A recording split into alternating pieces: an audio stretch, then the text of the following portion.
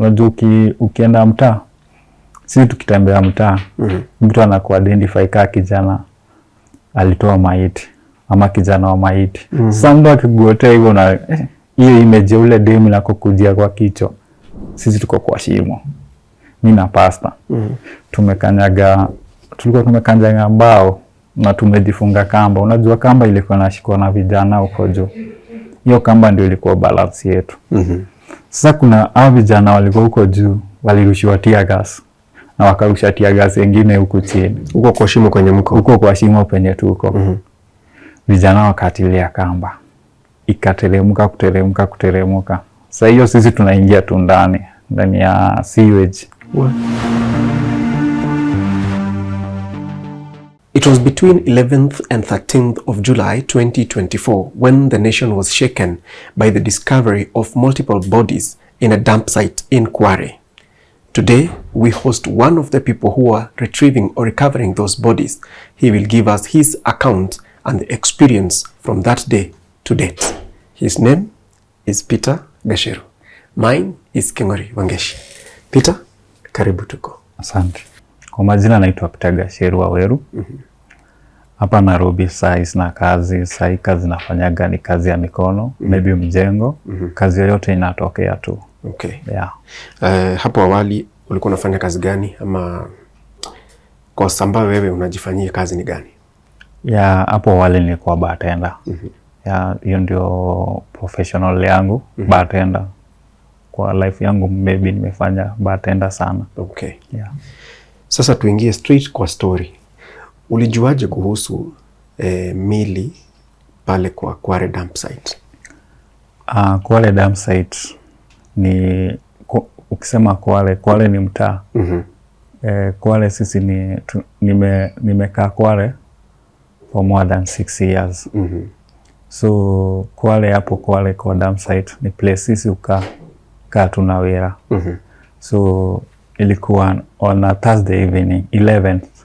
Hapo ndio jioni around 6. Kuna mama alitu approach na design ameota.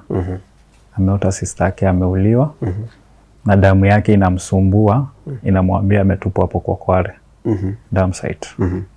So wajua believe dream uweze believe. Sasa tulikuwa naona ni story za jaba ama ni mtu amechizi. Mtu amechizi anakuambia naota na sister yangu ako pale kwa gunia ya blue. Sasa ndio sasa tukashindwa huyu ameota na sister yake ati ameuliwa na ako kwa gunia. Tukamwambia madhe wewe nika hauko sawa.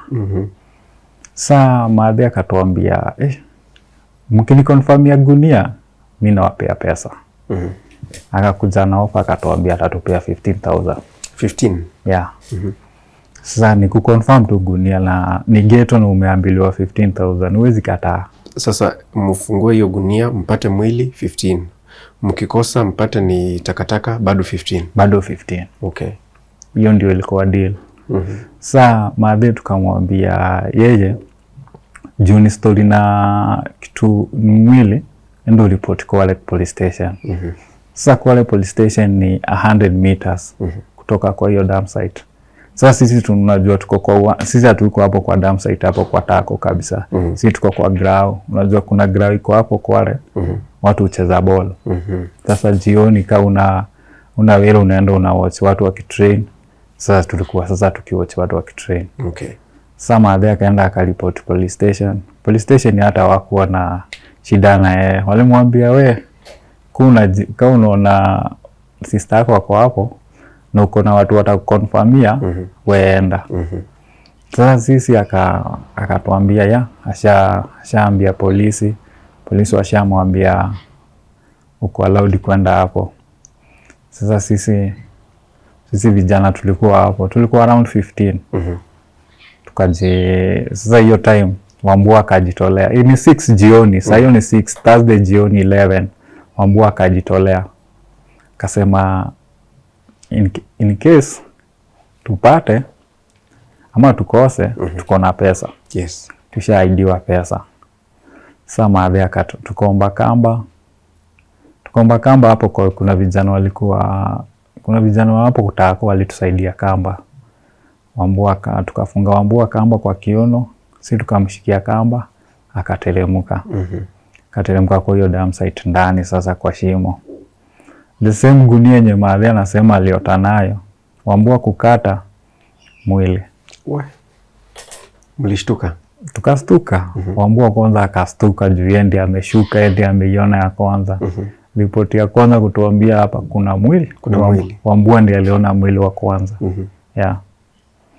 Saa ikakuwa ni jioni hiyo 6. Kwanza inaelekea kitu 7 juu sasa kitambo tukutafute kamba imeelekea mpaka 7 hapo juu sasa kumeanza kuwa na giza. Sasa tukaambia Maadhi tuwezi toa hii mwili sahi. Kuja asubuhi na nini zako na pesa zako. Saa asubuhi sasa the following day sasa ikakuwa ni Friday. Friday sasa ndio tukakuja asubuhi mapema. Sijui watu walijuaje kuna mwili hapo. Juu sasa nikaa ripoti ilifikia kila mtu kuna mwili. Kwale mzima watu wa Kwale wote wakaja hapo, watu wa Paipu wote hapo, watu wa Tasia wote hapo. Kukafurika. Wakuja wa witness hiyo mwili. Wakuja wa witness hiyo mwili. The same person Wambua akashuka sasa. Kutoa ile mwili akashuka na kamba mbili, moja yamejifunga kiuno, nyingine ya kufunga mwili, ya kufunga gunia. Akateremka akafunga gunia. Akakuja juu, tukamvuruta akakuja juu. Watu wakasema tufungue gunia. Tukakata gunia ni mwili. Sasa kwa hiyo dumpsite kulikuwa na magunia mingi. Ziko hapo. Sasa watu venye waliona hii gunia moja iko na mwili na bado kuna magunia mingi hapo ndani. To confirm. Wakasema to confirm. At that process sasa mwili moja imepatikana. Polisi wako wale wako wapi? Wako pale bado wako station. Vurugu ikaanza. Unajua watu wamechukua hiyo mwili wanataka kwenda nayo police station kwanza. Kukaanza kupiganwa kwanza, polisi wako wale na watu wako wale. Wakaanza vita kwanza. Ya tear gas. Tulikuwa hapo tumekunywa tear gas. Sasa hiyo ni sijui nyinyi mlikuja jioni. Mlikuja jioni, vita ilianza bado ya mwili wa kwanza. Kato wakapigana kwanza na mwili wa kwanza wakaenda naye hapo police station. Wakapigana nini tukaambiwa turudi tena tu confirm hizo gunia zingine. Wambua pia akashuka the same. Sisi tunamshikia tu kamba. Mimi niko tu hapo tunamshikia tu kamba. Kaambiwa confirm hizo gunia. Kuconfirm hizo gunia ya pili mwili, ya tatu mwili. Alafu the same hizo mili zote zilikuwa zimekatakatwa same. Ni pieces, mikono kando, kichwa kando, kila kitu kando. It was a horrible sight. Ilikuwa horrible sana. Juu umezoea kuona pieces za nyama za ng'ombe, sasa unaona pieces ya nyama ya mtu. So hiyo siku tukatoa mwili 1, 2, 3, 4, 5, 6 mpaka 9. Ndio ikafika jioni. Tunaitoa, tunaiweka hapo juu. Juu sahi hakuna mtu anazichukua, hakuna gari ya kupeleka ya kupeleka morgue. Tukatoa hadi jioni. Jioni watu wakasema gari inatoka wapi? Kabidi tena waende ya hiyo police station na vita kwanza. Mawe nini wanataka kuchoma police station, wapewe gari ipeleke mwili city. Polisi kabidi wapeane gari yao kwanza. Hiyo sasa wakapeana hiyo mahindira yao. Sasa ndio tukaeka hizo mili 9. The first day zilikuwa mili 9. Ilikuwa in which state? Ilikuwa imeoza, ilikuwa fresh? Kuna zenye zilikuwa fresh na kuna zenye zilikuwa, unajua mwili kikuwa kwa maji inaweza kaa sana. Huwezi jua kaa ilikuwa maybe juu sasa pale ilikuwa maji. Kwa maji. Sasa kuna zenye zilikuwa unaona fresh ya damu na kuna zenye unaona zilikuwa zimekaa. But that day one hiyo mili 9 zilikuwa fresh. Na hewa ilikuwa na harufu. Hizo za kwanza zilikuwa na harufu. Sasa nini hizo za kwanza mili 9. Kwanza za unaona sasa venye tulitoa hiyo mwili ya hiyo mama aliota sister yake. Juu yeye ali-identify sister yake na alimu-identify. Hiyo siku alimu-identify na ali-identify nguo na viatu. Juu zilikuwa zimekuwa kwa gunia same na hiyo mwili. So alisema hizi ni viatu za sister yake na nini. Hiyo time unge-identify mwili juu ilikuwa imeharibiwa sura, ilikuwa imeharibiwa kila kitu. Yeah, so ndio sasa hata jioni yake after ku-identify mwili ya sister yake akashikwa pia yeye. Hiyo mama? Kashikwa ende andikishe statement, unaota aje na unapata maiti hapo. Akawekwa ndani yeye kwanza. Then hiyo ni Friday jioni. Ndio sisi tulifika hapo tukapata rabsha katikati ya polisi na wananchi. Bana, mawe zilikuwa zinapita juu, tear gas juu. Hapo ilikuwa noma. Ilikuwa ni the strongest to survive. Juu hata kasi polisi wa Kware kuitisha backup, hiyo polisi yao ilikuwa ichomwa. Ndio wakaitisha backup, wakaletewa nini, GSU ndio iliwalinda, ndio iliwaokoa. Juu kila mtu alikuwa anauliza, nyinyi gate iko hapa, dumpsite iko hapa. Watu wakienda kutupa tako lazima waache pesa hapo kwa polisi. Lazima waache. So maybe wanajua ndio wakina nani walikuwa wanatupa hizo mili. On Friday tukatoa mili 9. But hizo 9 unajua kwa hizo bags, bag moja unaweza pata ilikuwa na mwili 2 different. So ungesema ni 9 that. Tulitoa gunia 9 za watu.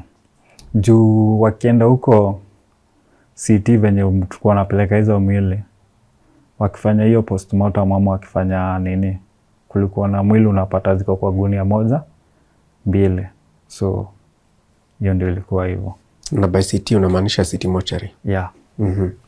So hiyo sasa tukatoa gunia 9 za watu. Sasa tuseme ni watu 9. Hivyo ndio walikuwa na identify. But ukienda huko ikifanywa postmortem unaweza pata mguu ya mwingine iko hapa, ingine iko sijui gunia gani, ingine hata ionekani, parts zingine zionekani, hakuna mtu ako full. Yeah. Sasa day 2 on Saturday ndio saa nini walikuja homicide na DCI. Wakakuja na mtu wao wa kuingia. Alikuwa wa DCI. Huyo jamaa akashindwa kuingia hapo ndani. Kwanza akaingia, kwanza akashindwa. Kabidi kwanza walikuja na boat. Na hiyo boat yezi enda kwa hiyo sewage. Akaingia ikakwama. So najua yeye sasa yeye anatumia professional na pale ni sewage. Pale ni kienyeji. Ni kienyeji tu. Ni wewe ujibalance juu ya hiyo tako, ujibalance juu ya hiyo sewage. Kibalance vibaya uende chini ni wewe peke yako. Yeah, so yakashindwa. Ikabidi pia Wambua ingie that date pia. Unajua sisi tunaingia na kamba. Kamba umeshika hiyo kamba ya manila imekufunga kiuno. Isha kukata kiuno kabisa juu. Wale wenye wanakuvuruta juu, wenye tunakuvuruta. Hatutaki kujua umejifunga aje. Jioni unajipata uko na malama za kamba huku juu. Umefungwa kamba ya ile ya ng'ombe, ile ya manila za nini sasa. Juu government hata iko imeleta hata iko implement za kujifunga ama kitu ya kufloat. Natafuta mkanini kambao na float juu ya maji. Ukisukuma hizo tako na mikono. Yeah. Sasa day 2 Wambua akamanage kutoa mili 4. Hizo 4 zilitolewa kutoka asubuhi mpaka saa 7.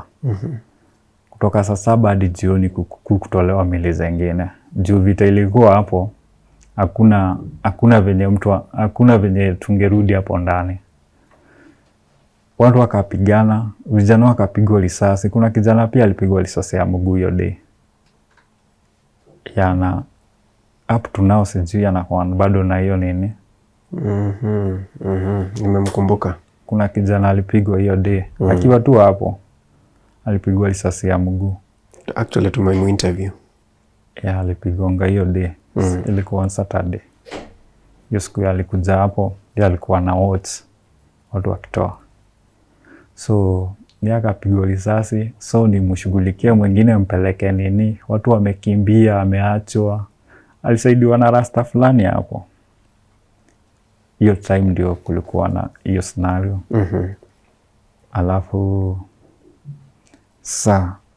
tukamaliza Saturday jioni vizuri.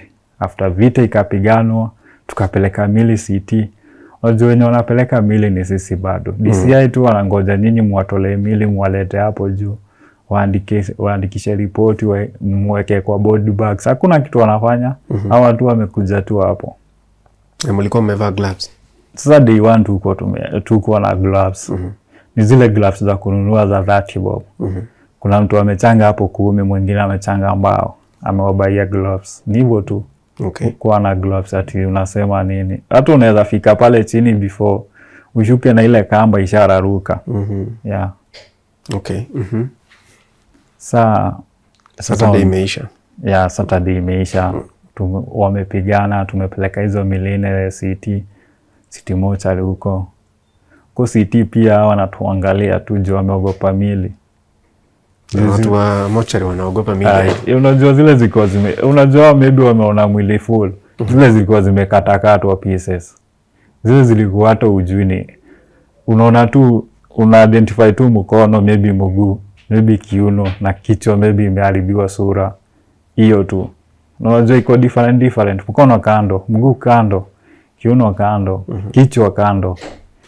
Kitu unaweza identify, unajua kaka kichwa. Maybe unaona wig, unajua huyu ni dem.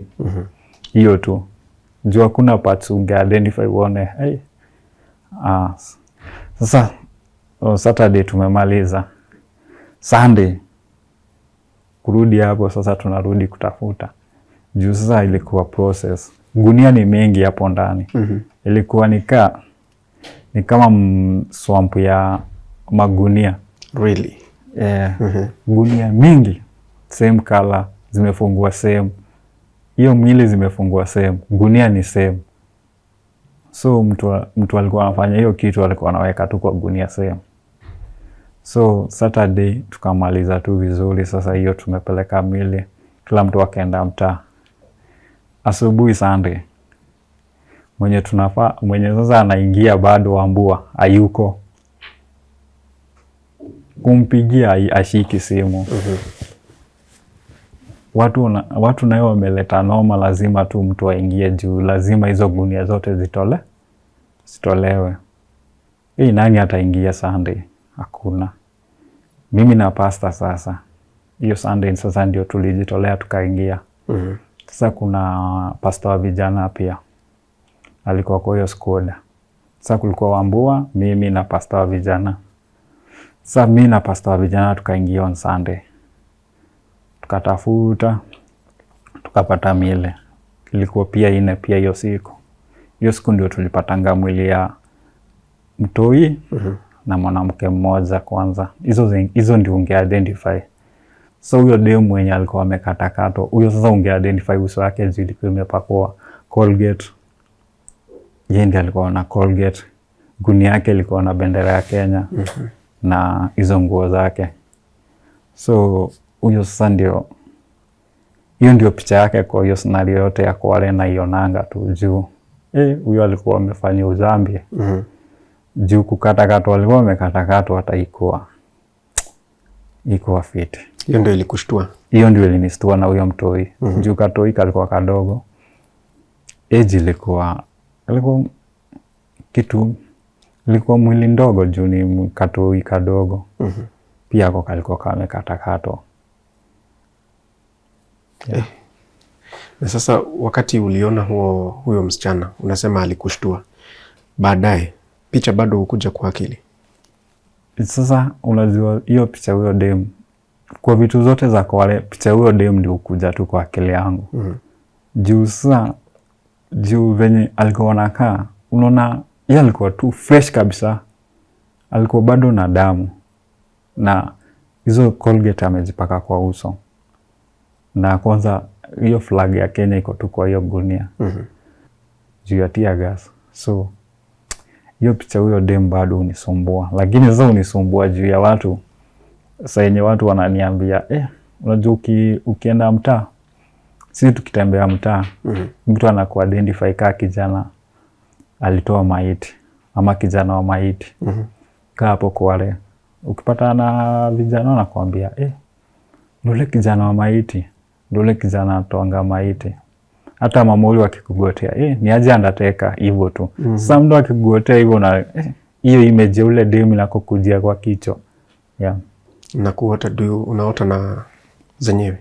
Mimi siotangi na kitu. Mimi nako watu sawa, siotangi na hizo vitu za Kware. Kitu mimi hufanya na kumbuka Kware ni watu. Sasa watu wakianza ukipita kidogo usikie hapo nyuma wakipiga story yako, hiyo ndio inakumbukanga nilikuwa Kware. Nani alikuwa wapi? Wambua alikuwa wapi? Wambua alikuja after tumetoa hizo mili 4 jioni. Akatuambia, so si tuliongea na venye sana tulimuuliza, akalituambia yeye alipata call na akatishiwa. Kuna mtu alikuja kwao, yani kwake, akamtishia akamwambia asionekane hapo kwa hiyo shimo. Na akionekana itakuwa yeye ndio ameua watu akarusha hapo. Juu how comes nyinyi mlijua hizo mili ziko hapo, so ni nyinyi na huyo na ule mama aliota ndio mliua mkeka hapo. So Wambua hakukuja hiyo asubuhi, akakuja jioni. Yeah. Wewe haukutishiwa, haukupigiwa simu? Sasa sisi tumemaliza Sunday. Monday sasa ndio sasa Sunday jioni. Sasa tushamaliza Sunday. Sunday sasa tumetoa mimi na pasta. Tumetoa hizo mili 4 na bado gunia ziko hapo bado. Unajua bado hiyo dumpsite ni kubwa. Bado hizo gunia zenye zinaonekana hiyo kala ya blue za nini bado zimejaa hapo. So ni kutoa unajua tunatoa pole juu hatuna equipment za kutoa. Na unatoa unaenda una confirmia watu huko juu watu wanataka kuona. So watu kama walikuwa wamekuja museum kuwatch. Juu sasa lazima wako, ukiwaambia ni mwili iko kwa hiyo gunia, lazima tu urarulie hiyo gunia. Ukate hiyo gunia yote, wafungulie yote, uoneshe. Sasa hiyo ndio ilikuwa kazi yetu. Ukishatoa chini moja, ukuje huku juu watole, waone, wakonfirm hao wenyewe. So unajua tulikuwa nafanya hivyo juu pia hao ndio wanatusupport. Juu hapo ndani pia ndio walikuwa wanatubaia lunch, hao watu wa Kware. Hao ndio walikuwa wanatusupport, maybe wanachanga 50, 100. Jioni tunagawana, maybe unapata uko na 500 ama yeah. So wakikwambia ukuje wararulie, unawararulia hiyo gunia. Maybe unapata na harufu inakugonga, lakini hao hataki kutambua. So wako na courage ya kuona, lakini ukishararua hiyo gunia kila mtu anasonga kando. Yeah. Tuambie ile incident wakati tear gas ilipigwa mkiwa kwa shimo. Hiyo sasa ni Monday sasa. Ni Monday. Yeah. Saa on Monday tumemaliza hiyo Sunday. Monday Sunday si tumemaliza. Sasa tumepeana namba zetu kwa watu. Sasa si usiku naanza kupigiwa simu, private number. Nyinyi ndio mnajifanya, nyinyi ndio sijui, nyinyi ndio wa kuokoa watu, nyinyi ndio mnajifanya wazuri. Tunapigiwa simu za kututishia tu. Tunashindwa, kwani kutoa mili kusaidia watu imekuwa issue. Mpaka unatreteniwa na familia yako, wanakuambia tunajua penye familia yako iko. Nida mwache hiyo kazi ama mkue pabaya. Unapata na mtu hiyo usiku sana, unapata na mtu bado anakutishia hadi kwa barabara. Hivyo tu ukitembea tu. Mtu unajua? Sani sijui sasa hiyo time, sasa sijui ya watu juu sasa hiyo kila mtu sasa amekuwa mgeni kwako juu sasa unaona sasa umekuwa nikaa uko celeb. Sasa tujui nani anakujua. Ama anakujua kwa uzuri ama anakujua kwa ubaya. So nikaa kila mtu ashakujua Kware. So nashindwa mtu mpaka anakutishia na kuambia nyinyi mjichunge, penye mnaenda si pazuri. Na chenye mnafanya si vizuri. Naweza mwacha na hiyo kazi. Sasa tuko hiyo sasa tumetoa hiyo Sunday. Tumetishiwa usiku mzima. Simu juu namba yako umepeana kwa watu. Tumetishiwa usiku mzima. Sunday nayo. Monday sasa tukarudi. After kutishiwa bado si tunakuja. Hauogopi? Hatuogopi. Mimi na pastor bado tunakuja. Monday tukaingia hapo kwa shimo. Kulikuwa na maandamano tao. Tukatoa mwili moja. Watu wakasema tunaenda nayo mpaka tao. Sasa hiyo hali ya kutoa hiyo mwili wakavurugana na polisi on Monday. Kuvurugana na polisi kabidi tear gas tena zianze. Tear gas kuanza, sisi tuko kwa shimo. Mimi na pastor. Tulikuwa tumekanyaga mbao na tumejifunga kamba. Unajua kamba ilikuwa inashikwa na vijana huko juu. Hiyo kamba ndio ilikuwa balance yetu. Sasa kuna hao vijana walikuwa huko juu, walirushiwa tear gas. Na wakarusha tear gas nyingine huko chini. Huko kwa shimo kwenye mko. Huko kwa shimo penye tuko. Vijana wakatilia kamba. Wakatilia kamba, kuteremka. Sasa hiyo sisi tunaingia tu ndani ya sewage. Sasa hiyo umeshika sewage isha kufikia kwa uso. Mlikuwa mna sink? Mlikuwa umesink ndani kabisa. Sasa hiyo sewage isha kufunika, umebaki tu ni nywele tu na iko tu. Mimi na pastor. Pastor mimi nishaanza kupiga nduru, pastor amepiga nduru. Unajua pastor ni mkubwa kwa wangu, alikuwa mwili. Na mimi ni mdogo. Sasa pastor nikaona yashaingia kabisa. Mimi ndio next bado tu. Nishaona kifo. Umeona kifo na macho sasa. Wewe unaenda kutoa wenye wamekufa, lakini sasa wewe sasa ndio unakufa. Tumezink ndani. Jamaa sasa hiyo hata siwe juu ishakunywa kidogo. Ishakuingia kwa mdomo sasa hakuna otherwise juu sasa unapiga nduru. Ushapiga nduru sasa na ushaingia kabisa. Ulikuwa scared? Sasa hapo hata kama uogopangi sasa hata roho yako ishatetemeka, kila kitu ishatetemeka, ushaanza kuona kumbe mtu anaweza enda. Mlisevika aje basi hapo? Hiyo situation ni tricky sana. Hiyo situation ni sasa tuko sasa ni 30 seconds ushaingia kwanza. Nyuso ndio imebaki tu, mdomo ishaingia, ni tunywele tu ndio tunaonekana tu juu. Vijana sijui wakarudi in senses, wakavuruta kamba. Juu sasa hiyo umevurutwa na nguvu, umegongeshwa, maana huko ukuta ya huko unajua wenye walivuruta na force.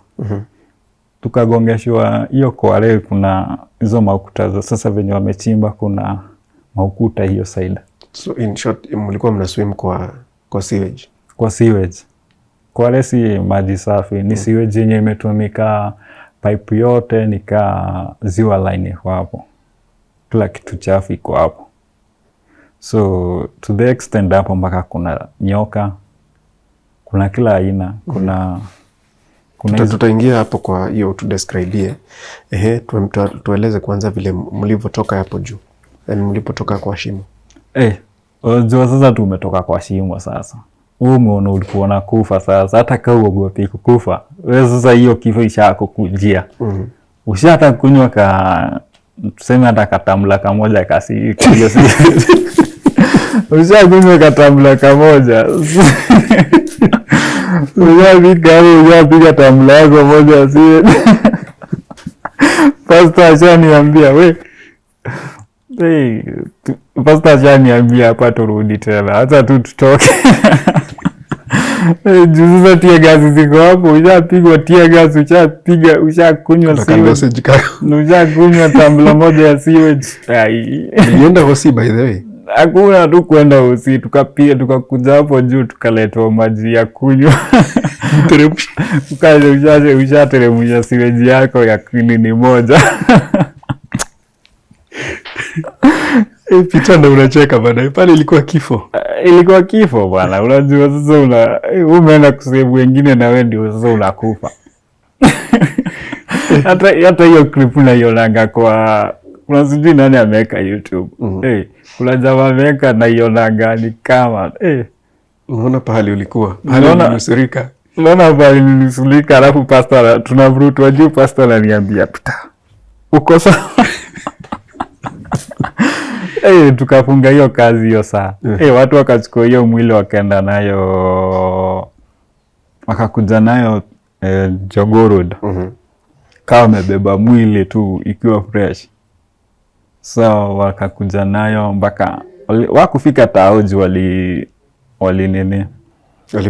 Waliblokiwa na polisi wakapigwa matia gas. Juu walikuwa wametuambia pia sisi tunaenda nao. Sasa sisi tulikuwa katikati yao. Hiyo time ndio sasa pastor akashikwa sasa. Tukiwa na venye walipiga tear gas. Wakatime pastor na yeye akashikwa, yeye akaekwa ndani kwanza. Sijua ilikuwa kwa Subaru. Yeye akaingizwa na Subaru.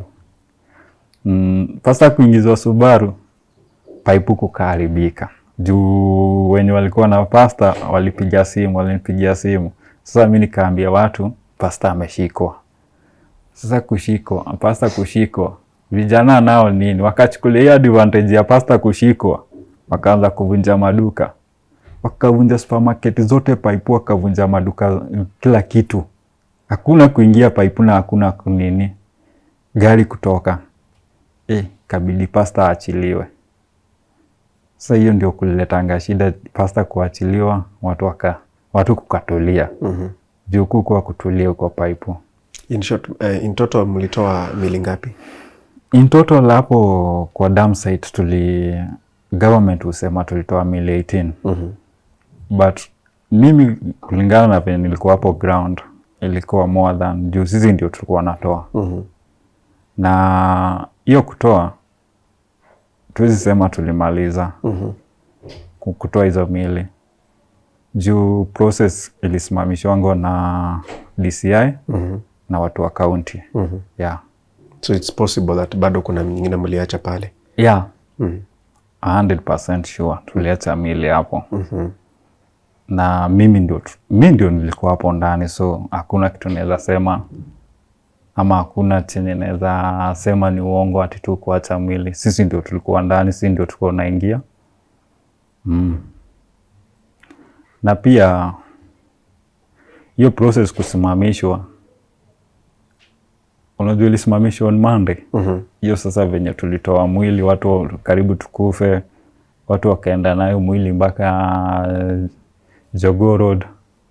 Watu kuja na mwili Jogoo Road. Sasa county government ikasema wanataka kusimamia process. Wakasema watasimamia process. Wakasema tukae 2 weeks wajipange, wakuje na masenari wao, tukue teamwork. Tukue tunazurura hapo ndani wote tukitoa hizo mili. Unajua hiyo siku sasa mili zimefika 18.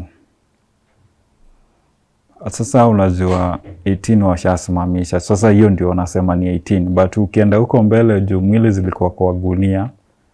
Kuna mili 2 kwa gunia moja ama nini. Wanasema tu hivyo 18. So process ikakaa 2 weeks.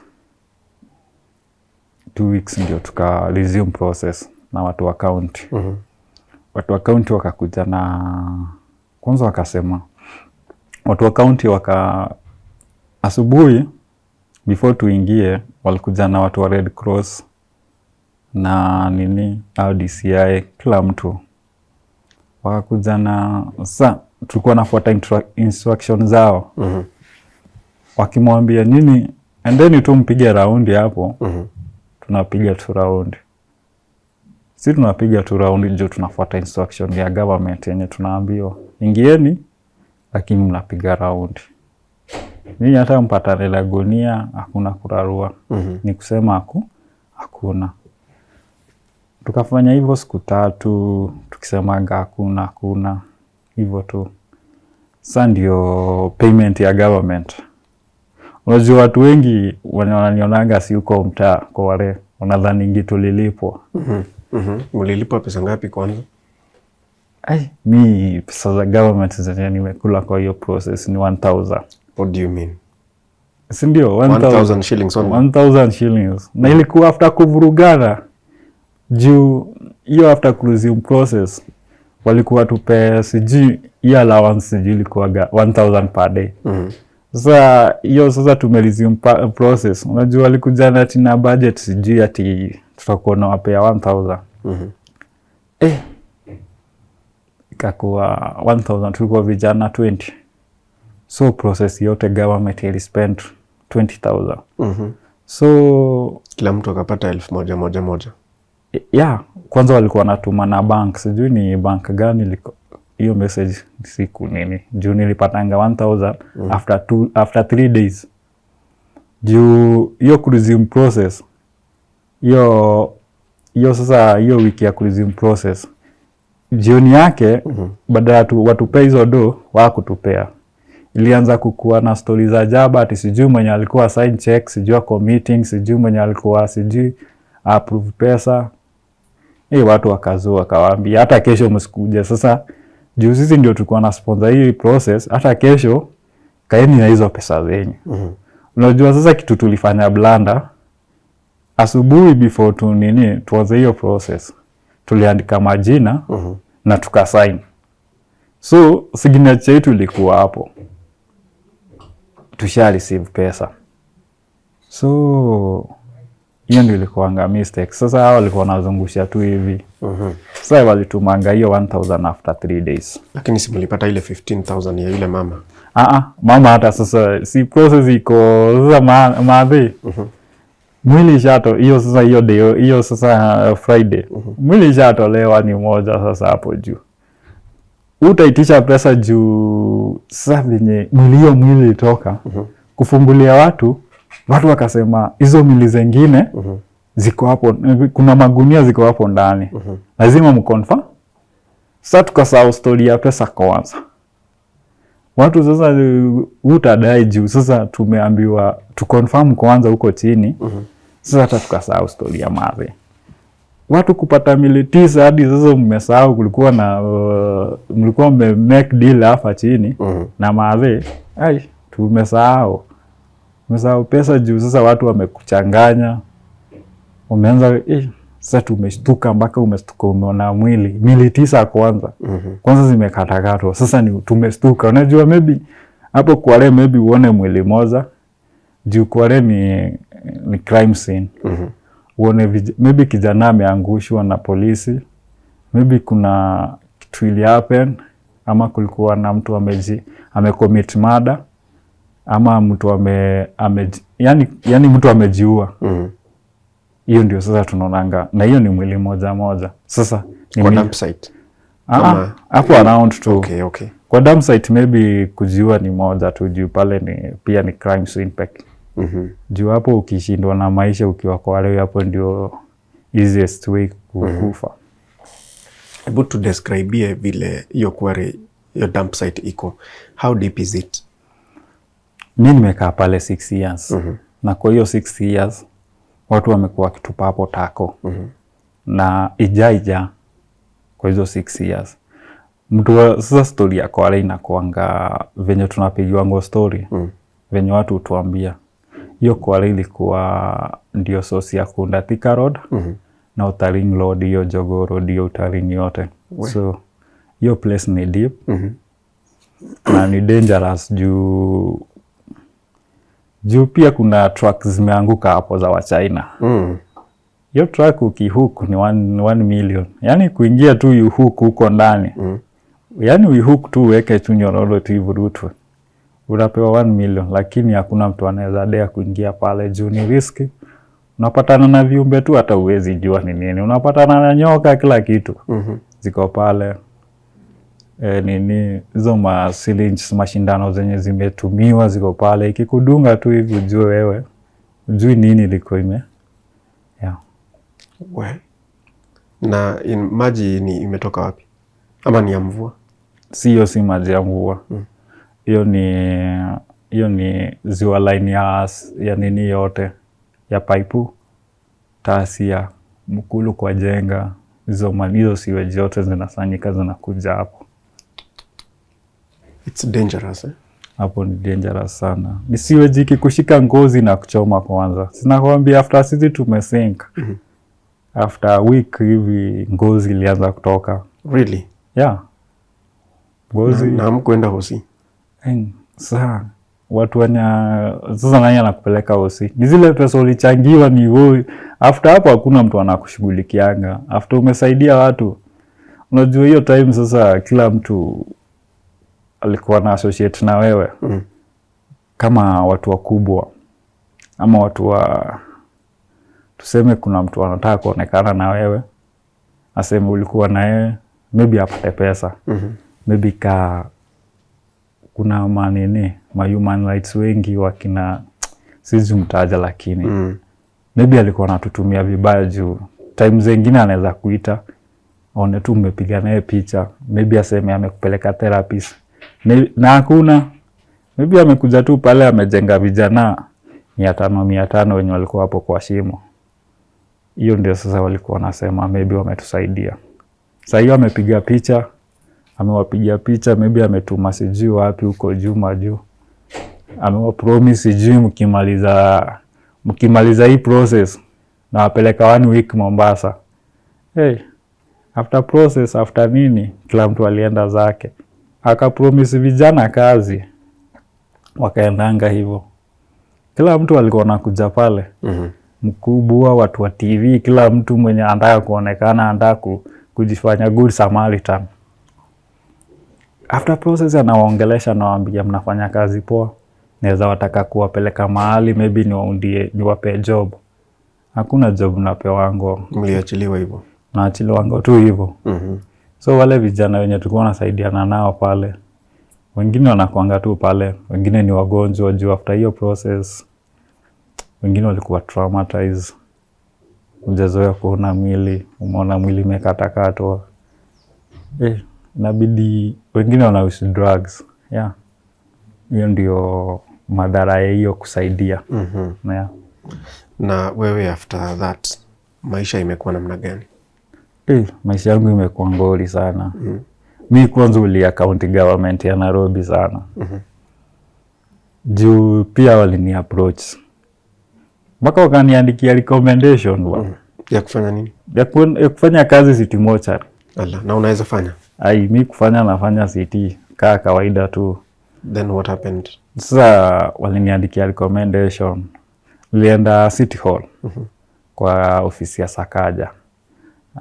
Huyo jamaa wa health, anasimamia health, Minister of Health wa county ya Nairobi.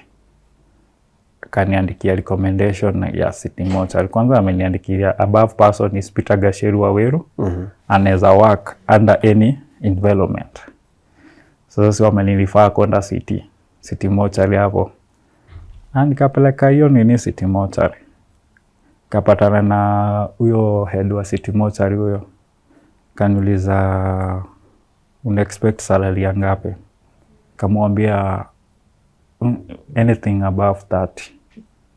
Juu sasa nikijipima penye natoka na nini, unajua ukianza kusema salary unajipima penye maybe unatoka na penye CT iko wapi na pipe iko wapi. So CT nao akaniambia, huyo mkubwa akaniambia kitu tunaweza kuambia salary tunaweza kupea ni 15,000. So hao ni government wananipea kazi. Lakini wanakuambia wanakupea salary ya 15,000. Hiyo sasa ndio payment yako ya ati umesaidia watu wako wale. Sasa ndio unapewa, sasa nikaa unapewa zawadi ya hiyo sasa. Hiyo ndio kazi mzuri wamekupea sasa ya mochari. Unafaa tu kwenda huko mochi upewe kazi. Sasa mi hiyo 15 nikamwambia 15,000 niweze. Juu mi naishi paipu mpaka tao ni morning hours ni so jioni pia hivyo. Na uje kula maybe unatumia 300, that's 9,000 per month. Na ujelipa keja, so ni kama unafanyia rodi kazi na tumbo.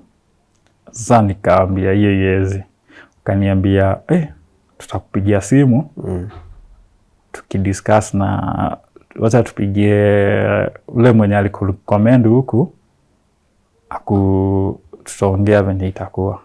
Hapo nao hajanipigia simu. Yeah. Kuna kazi nyingine ulikuwa offered? Ya munini kuna nani alikuwa ameniofa kazi pia. Huyo mkubwa wa Reke Squad. Ulikuwa unafaa kwenda training? Alikuwa ameniambia, alikuwa ameniambia tunaweza enda training. So aliniambia hiyo time juu wao ndio walikuwa wanasimamia hapo. Juu after watu kuvurugana na polisi, ilibidi Reke Squad waitwe hapo. So hao watu wa Reke Squad, huyo mkubwa akaniambia ukitaka job ama ukitaka recruitment ya Reke Squad uniambia. Sasa kulingana na mimi job yako naweza fanya kila kitu lakini siwezi uwa mtu. Yeye ukasema hiyo hautafanya? Nikasema hiyo sitafanya. Ingekuwa maybe kazi ya kulinda watu sawa. Lakini wewe unatumwa tu mishoni. Sasa umetoka kuokoa wengine hapa wameuliwa. Tena wewe ndio sasa unaenda kuua wengine. Yeyezi. Okay. At what point ulishikwa wewe? Ulikujiwa? Ni kushikwa yangu ilikuwa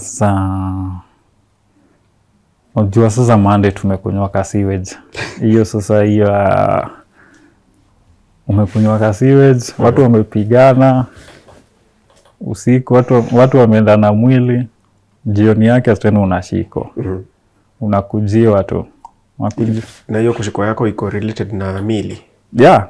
Iko na mili juu sasa ni Monday. Hiyo Monday yenye tulikuwa tumesink pale tunataka kufa. Sasa nimeenda kejani, nimetulia. Nimeanza kujihurumia. Nirudi kutoa hizo mili. Nimeanza kufikiria kaa nirudi. Ama following day nirudi. Kusikia mlango ikagongwa. Vijana wamekuja. Wamejifunika mask. Unajua Reke Squad wanakuwa wamejifunika mask. Kaniambia sasa hiyo ananiita na jina yangu, pita. Tumetumwa tukuchukue. Wewe cooperate tuende. Nikamwambia sawa. Unajua sasa hiyo nishaamua kila kitu venye itakuwa ikuwe. Sasa hiyo ni kitu saa moja. Jioni tu. Juu hiyo siku after kutoa hiyo mili, after watu kwenda pasta kushikwa. Sasa mimi kushikwa jioni yake. Watu mimi sasa nikakujiwa. Sasa mimi najikonsole hiyo asiwe ya nini kukujiwa. Kaniambia mimi nishakubali kila kitu. Pia wewe ukaingia kwa Subaru. Sasa unajua mimi hata kushikwa yangu nikaa tu walinishika. Siwezi sema waliniharas ama walinifanyia kitu mbaya. Waliniambia tu toka. Justa hiyo time nilikuwa na shot. Kaniambia toka. Wakaniambia kwanza kuna jamaa aliniambia vaa toja utoke. Nikavaa toja na nikavaa uda. Kavaa viatu. Waliningoja. Kaniambia toka sasa. Na nikafunga keja. So unajua sasa kuna watu sasa unajua plot nilikuwa naishi. Kuna watu sasa walikuwa hiyo plot watu wenda job. Sasa wako wamejua mimi ni nini nimefanyika. Sasa kuona mimi nimeshikwa wanashindwa kwani tunaishi na nani hapa? So unajua niona kama mimi ndio nilikuwa Kware. Juu mimi sasa hao wanafanya kazi, jioni maybe wanarudi kwa nyumba. Sasa mimi kukujiwa, kila mtu plot wanauliza, nani amekujiwa na nini? Ilikuwa nani anakuwa anaishi kwa hii plot? Nikashikwa.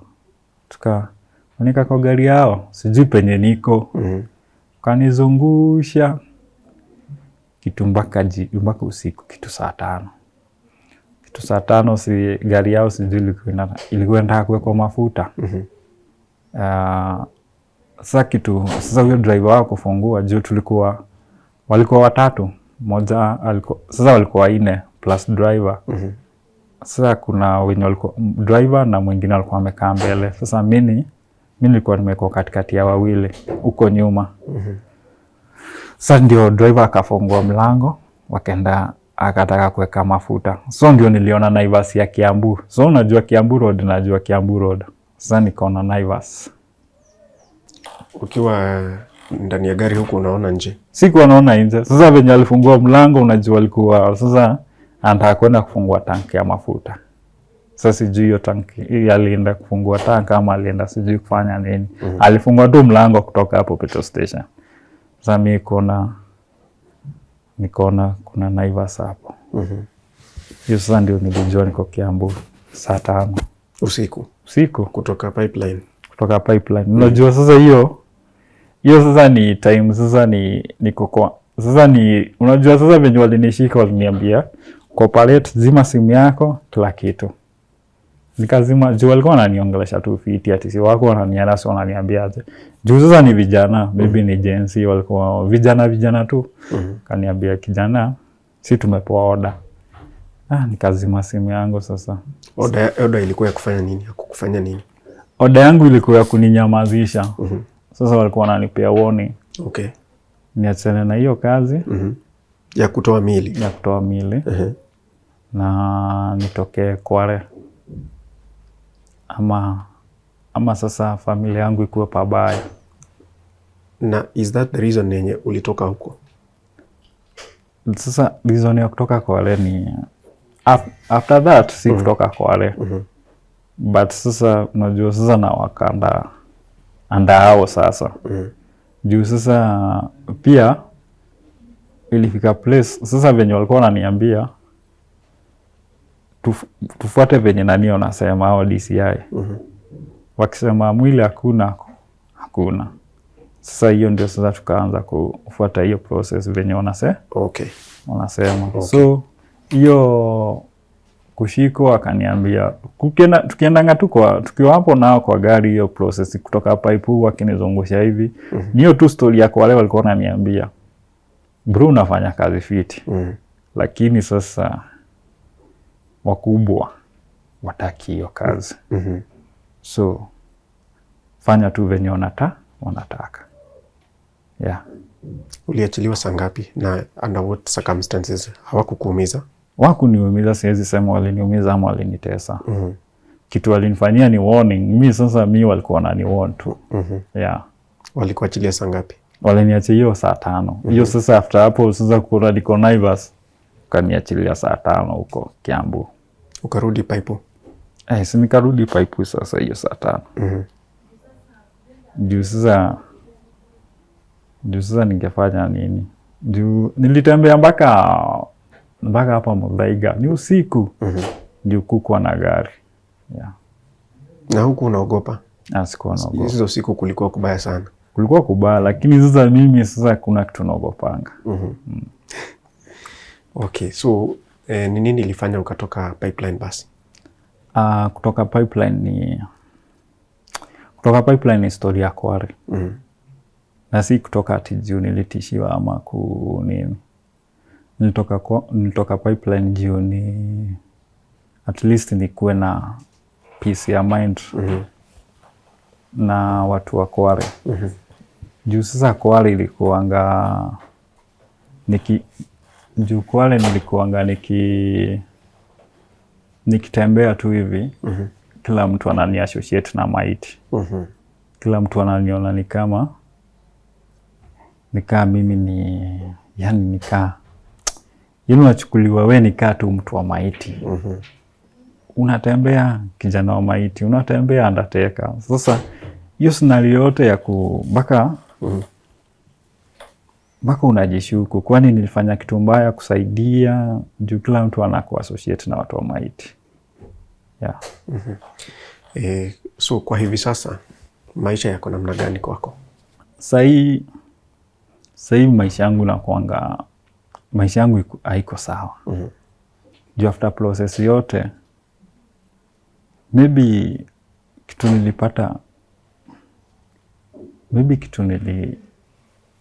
tuseme process yote ya Kware ilifanya nika lose job yangu.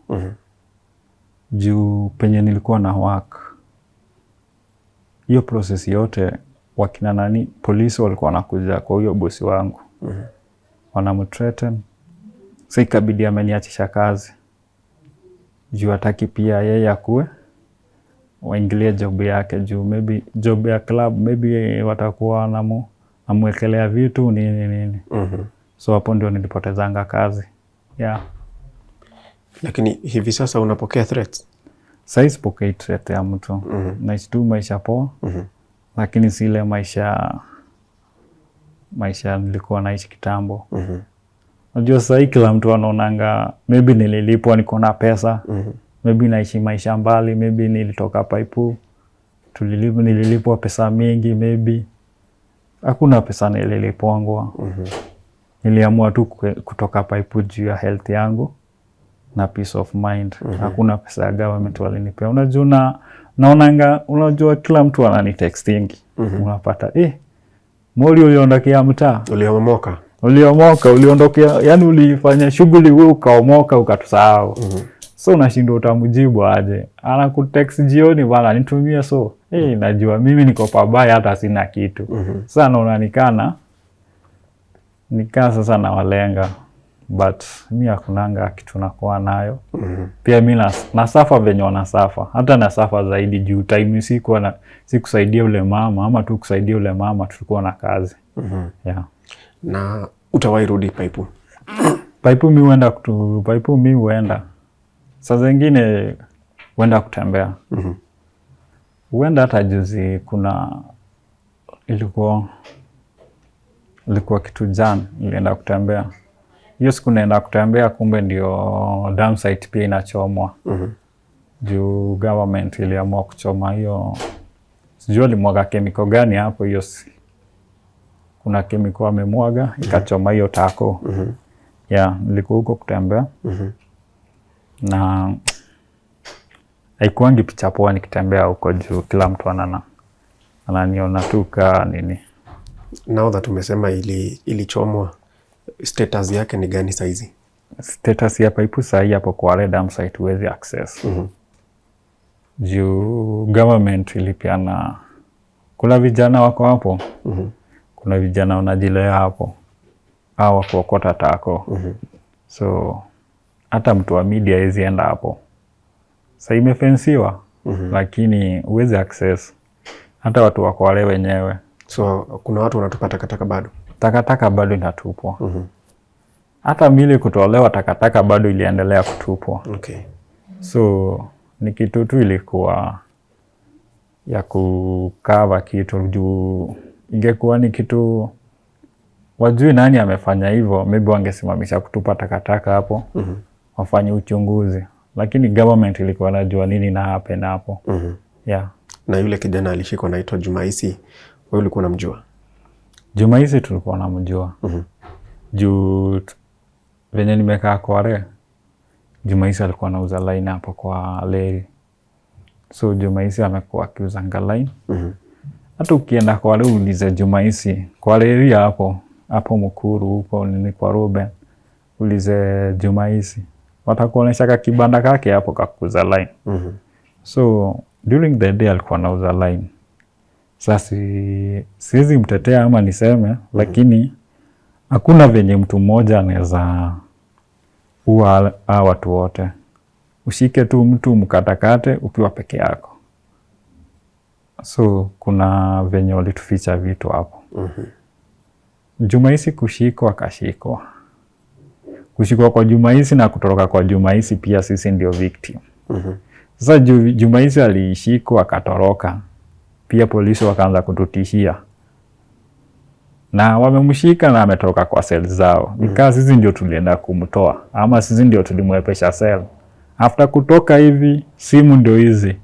Wamempigia masimu, kila saa simu. Kuja uandikisha statement. Nini sasa? Yeah. Nyinyi ndio mnajua Jumaisi, sijui nini. Sasa tukasema, pastor akasema tuwezi enda. Sasa juu sasa pia hao wametuzoea juu. Wakona mwenye mnasema mshukiwa. Tena mmeachilia, tena sasa mnatutaka juu sisi na sisi tulisaidia. Si tu kuenda wakatuthreaten. kabidi tutokee kwa media. After kutokea kwa media, wakaachana na sisi. Yeah. Kwa hivi sasa ni msaada gani ambao ungehitaji kwa maisha? Sahii nahitaji kazi. Kazi ya aina gani? Sahii sichagui kazi. Na ini kazi yoyote mimi ndafanya tu basi. Lakini skill yako ni? Skill yangu niko professional na bartender. Kazi yote ya club, vitu zote za club. Okay. Naweza fanya. Sasa ile ndio kamera yako. Peana nambari yako ya simu ndio mtazamaji aweze kuwasiliana na wewe. Usaidizi naweza omba kazi yoyote. Professional yangu ni aba. But in case uko na kazi yote ya mkono, juu sahii hata nafanya mjengo, juu sahii nafanya kila kitu napata mbele, bora pesa. So kama uko na usaidizi ya kazi ama usaidizi wowote tu, maybe unaweza niofa kunipeleka therapy ama kunipeleka counseling, treatment. Unajua hiyo ndio naweza omba. Maybe kaa una hiyo usaidizi ama kaa uko na usaidizi wengine, maybe unaweza ni support na pesa ama na M-Pesa, hiyo kidogo uko nayo. Ama unaweza support ndugu zangu wenye wako huko kwa Kware wenye walihusika na hiyo kitu. Unaweza enda watembelee pia hapo kwa Shimo. Unaweza tafuta pasta, unaweza tafuta Wambua, ujue venye anaendelea. Ukiwa na job unaweza tu offer. Yeah, si tuko tu mtaa. Yeah, after process yote tunakuanga tu mtaa. Yeah. Namba ya simu? Namba ya simu ni 07 24 06 76 94. 07 24 06 76 94. Register kama? Peter Waweru. Ama unaweza nipata TikTok ka Gacheru 41. Kama? Gacheru. Yeah. Okay. Yeah, unaweza tu ni support huko. Unaweza fanya kila kitu yenye unaweza tu support. Yeah. Alright. Peter, thank you so much kwa kutupea story yako na experience yako ya 2024 July. I know it could be traumatizing. Hata kama unasema kwa wewe hazikuwa affect. Are you normal? Mimi niko normal kabisa. Sina kuambia mpaka si wewe kwanza kuniuliza kama niko normal. Pia madaktari wa City walikuwa wananiuliza kama niko normal. Unatumia nini? Situmia kitu. Mimi ni chai tu. Ni chai tu na maombi. Kila kitu na Mungu ni maombi tu. Okay. Ukikuwa Mkristo na uamini God, hakuna kitu kubwa. Thank you for your story and sharing it with us. And we wish you the very best. Na kitu ya mwisho, watu wakuwa human bwana. Huwezi shika mtu ukatakate uwe. Tukue na utu. Kabisa. Ukimagine venye kauliona scenario ya Kware. Uone venye watu walikatakatwa. Uimagine ni kani sister yako ama ni nani, ni brother yako. Mostly walikuwa women. Hao wenye walikuwa hapo ndani. So imagine ni sister yako ama ni mama yako. Tukue na utu wenye wanafanya hizi vitu. Na tujipende pia. Usifanye kitu juu maybe umetumwa uwe mtu. Yeah. Thank you, Peter. Tuko family, what a narration, what an experience from our guest today, Peter Gacheru. That is all what he went through and has been going through since those days of retrieving bodies from Kware Dumpsite. My name is Kingori Wangeshi, and this has been an episode of my story right here on Tuko. We can work with him in one way or another. They still require counseling, therapy, and any kind of support that they can get. Until next time, thank you for watching. God bless.